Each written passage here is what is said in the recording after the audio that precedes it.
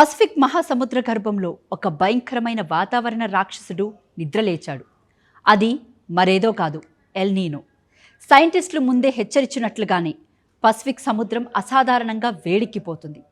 ఇది ఊహించని దానికంటే వేగంగా బలపడుతుంది. మరి ఇది ప్రపంచ వాతావరణ వ్యవస్థనే తలకిందులు చేయబోతుందా? భూగ్రహంపై ఉష్ణోగ్రతలు ఆల్ టైమ్ రికార్డులో పెరగబోతున్నాయా?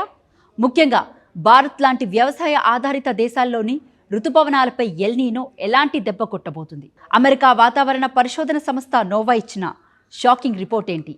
ఈ స్టోరీలో తెలుసుకుందాం.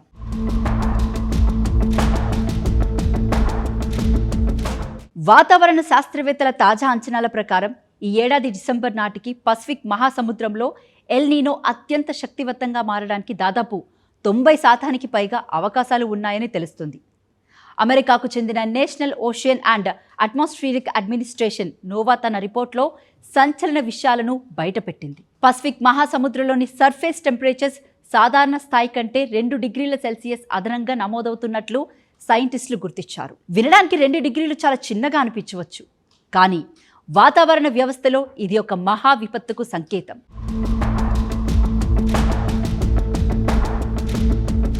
ఈ ఉష్ణోగ్రతల పెరుగుదల సముద్ర ఉపరితలానికి మాత్రమే పరిమితం కాలేదు.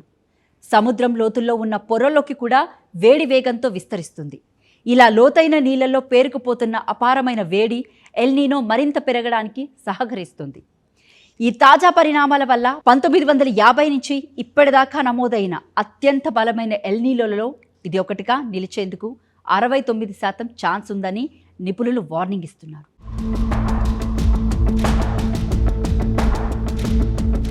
సాధారణ రోజుల్లో పసిఫిక్ మహాసముద్రంలో వీచే గాలులు వేడి నీటిని ఆసియా, ఆస్ట్రేలియా వైపు తోసేస్తాయి.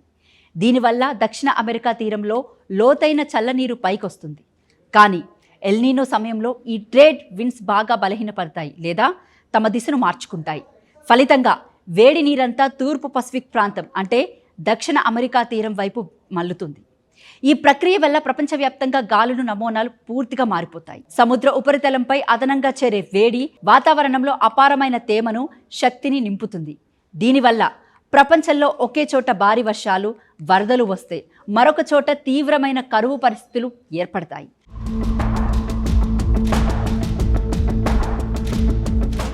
అంటే పసిఫిక్ మహాసముద్రానికి తూర్పు వైపు ఉన్న పెరు, ఈక్వాడర్ వంటి దక్షిణ అమెరికా దేశాల్లో ఊహించని రీతిలో వర్షాలు కురిసి భారీ వరదలు ముంచెత్తుతాయి.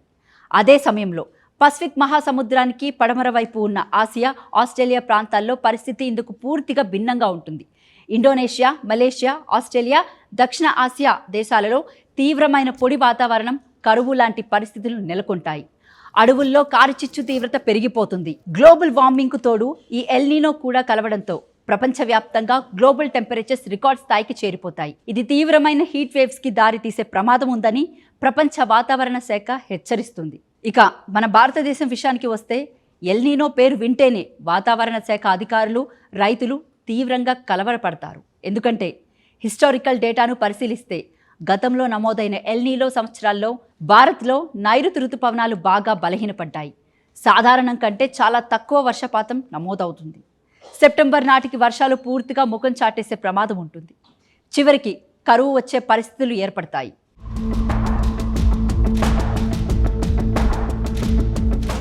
భారతీయ వ్యవసాయ రంగం ఇప్పటికీ 50% పైగా వర్షాధారిత సాగుపైనే ఆధారపడి ఉంది. వరి, పత్తి, వేరుశనగ, కందులు వంటి ఖరీఫ్ పంటలకు నైరుతి ఋతుపవనాలే ప్రధాన ఆధారం.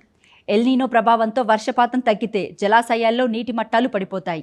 ఇది కేవలం వ్యవసాయ రంగాన్ని దెబ్బతీయడమే కాదు, ఆహార ధాన్యాల ఉత్పత్తి తగ్గిపోవడం వల్ల ఫుడ్ ఇన్ఫ్లేషన్ విపరీతంగా పెరిగే ప్రమాదం ఉంది. గతంలో 2002, 2009, 2015 ఎల్ నీనో సమయాల్లో భారత్లోని పలు రాష్ట్రాల్లో తీవ్ర కరువు పరిస్థితులు తలెత్తాయి.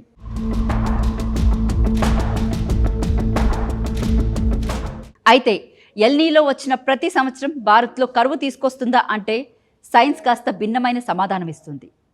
చరిత్రలో కొన్ని ఎల్ నీనో సంవత్సరాల్లో భారత్ సాధారణ వర్షపాతాన్ని పొందింది. దానికి ప్రధాన కారణం ఇండియన్ ఓషన్ డైపోల్. దీన్ని హిందూ మహాసముద్రంలో వచ్చే ఎల్ నీనో అని కూడా పిలుస్తారు. హిందూ మహాసముద్రంలో పశ్చిమ భాగం తూర్పు భాగం కంటే ఎక్కువ వేడెక్కినప్పుడు దాన్ని పాజిటివ్ ఐఓడి అంటారు. ఒకవేళ ఎల్ నీనో సమయంలో హిందూ మహాసముద్రంలో పాజిటివ్ ఐఓడి ఏర్పడితే అది ఎల్నీనో ఇచ్చే ప్రతికూల ప్రభావాన్ని తట్టుకొని భారత్కు మంచి వర్షాలు ఇచ్చేందుకు సహాయపడుతుంది. అందుకే ప్రస్తుతం భారత్ వాతావరణ శాఖ కేవలం పసిఫిక్ మహాసముద్రాన్నే కాకుండా హిందూ మహాసముద్రంలో చోటు చేసుకుంటున్న మార్పులను కూడా నిశితంగా పరిశీలిస్తుంది.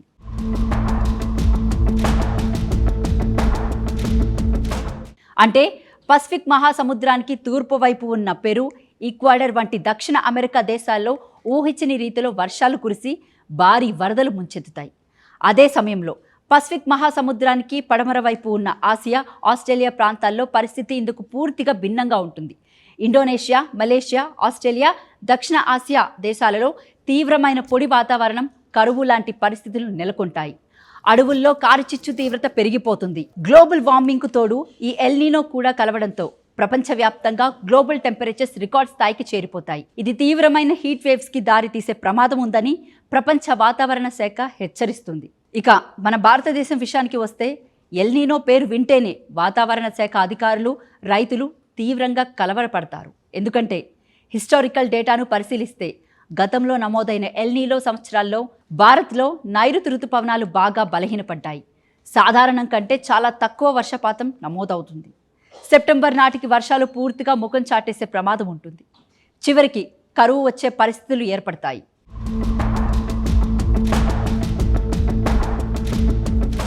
భారతీయ వ్యవసాయ రంగం ఇప్పటికీ 50% పైగా వర్షాధారిత సాగుపైనే ఆధారపడి ఉంది. వరి, పత్తి, వేరుశనగ, కందులు వంటి ఖరీఫ్ పంటలకు నైరుతి ఋతుపవనాలే ప్రధాన ఆధారం. ఎల్నీనో ప్రభావంతో వర్షపాతం తగ్గితే జలాశయాల్లో నీటి మట్టాలు పడిపోతాయి. ఇది కేవలం వ్యవసాయ రంగాన్ని దెబ్బతీయడమే కాదు, ఆహార ధాన్యాల ఉత్పత్తి తగ్గిపోవడం వల్ల ఫుడ్ ఇన్ఫ్లేషన్ విపరీతంగా పెరిగే ప్రమాదం ఉంది. గతంలో 2002, 2009, 2015 ఎల్నీనో సమయాల్లో భారత్లోని పలు రాష్ట్రాల్లో తీవ్ర కరువు పరిస్థితులు తలెత్తాయి.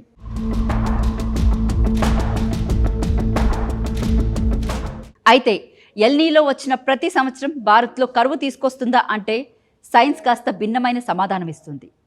చరిత్రలో కొన్ని ఎల్నీనో సంవత్సరాల్లో భారత్ సాధారణ వర్షపాతాన్ని పొందింది. దానికి ప్రధాన కారణం ఇండియన్ ఓషన్ డైపోల్. దీన్ని హిందూ మహాసముద్రంలో వచ్చే ఎల్నీనో అని కూడా పిలుస్తారు.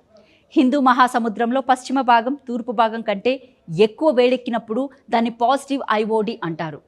ఒకవేళ ఎల్నీనో సమయంలో హిందూ మహాసముద్రంలో పాజిటివ్ ఐఓడి ఏర్పడితే అది ఎల్నీనో ఇచ్చే ప్రతికూల ప్రభావాన్ని తట్టుకొని భారత్కు మంచి వర్షాలు ఇచ్చేందుకు సహాయపడుతుంది.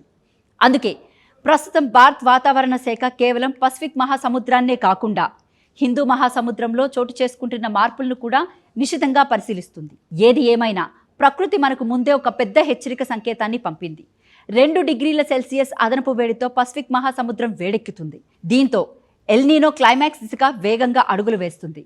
రాబోయే రోజుల్లో నీటి కొరత, అకాల వర్షాలు లేదా తీవ్రమైన కరువు పరిస్థితులను తట్టుకోవడానికి ప్రభుత్వాలు ఇప్పటి నుంచే ప్లాన్ సిద్ధం చేసుకోవాల్సిన అవసరం ఉంది. రైతులు కూడా వాతావరణ సూచనలకు అనుగుణంగా ప్రత్యామ్నాయ పంటకు వైపు ఆలోచించాలి. నీటి సంరక్షణ, వాడకల్లో జాగ్రత్తలు వహించడమే ప్రతి ఒక్కరి బాధ్యత. వాతావరణంలో చోటు చేసుకుంటున్న ఈ మార్పులపై మీ అభిప్రాయం ఏంటో కామెంట్ చేయండి.